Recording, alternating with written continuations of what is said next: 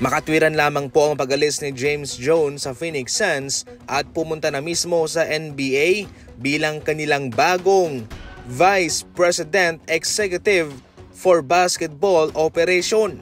Heto ang hindi nyo alam sa kung ano ang nangyayari kay James Jones sa Phoenix Suns. Pagkatapos ng pag-trade ng Suns kay Kevin Durant papuntang Houston Rockets, si James Jones mga idol ay tinanggal bilang GM.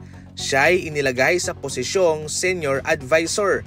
Mas mababa po yan sa posisyon bilang General Manager. Ang rason po kung bakit bumagsak ang kanyang posisyon at tinanggal bilang GM ay dahil pumalpak ang kanilang pagkuha kay Kevin Durant. Sa ngayon nga ho ay mas lalong naging involved ang owner ng Suns na si Matt Ishbia.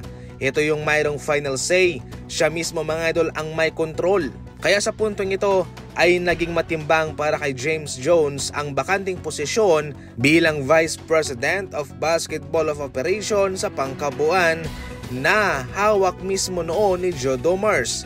Pero dahil nga kinuha naman siya ng Pelicans ay naging bakante na ang posisyong iyon. Sa puntong ito sa kanyang former position bilang Senior Advisor ng Suns, tiyamak naman na mas mataas ang pinapasahod ng liga bilang Vice President ng NBA. Papa-expire na din po ang kanyang kontrata na para sa kanya ay malabo nga siyang magkaroon ng panibagong kontrata sa Suns.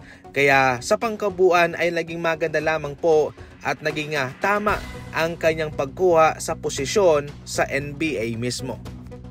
Jackpot naman sa Chet Holmgren sa kanyang panibagong extension galing mismo sa OKC Thunder, $250 million sa loob ng 5 taon. Hindi katulad ng Indiana Pacers, ang OKC Thunder ay hindi nang titipid sa kanilang mga manlalaro sapagkat alam nila na ang pagpapanatili sa kanilang kupunan, sa kanilang roster na siya nakapunta sa finals ay napaka-importante. Hindi katulad sa Indiana na kanilang hinayaan lamang na umalis si Miles Turner sa kanila at nagkukuripot, binabarat nila yung kontrata ni Turner. Sa puntong ito mga idol, pagkatapos mismo ni Shai at ni Chet Holmgren, si Jalen Williams naman po ang kanilang bibigyan ng panibagong extension. So matotal ay nasa mahigit $500 million ang kanilang ginasta nitong OKC Thunder para ma-resign lang sina Chet Holmgren and Shai Gilgeous-Alexander. Kung ating titimangin mga idol, malaking pera yan. Pero syempre, long term ang pinag-uusapan dito. Maraming taon pang magagamit ng OKC Thunder itong kanilang dalawang star player na sina Chet Holmgren and Shai Gilgeous-Alexander.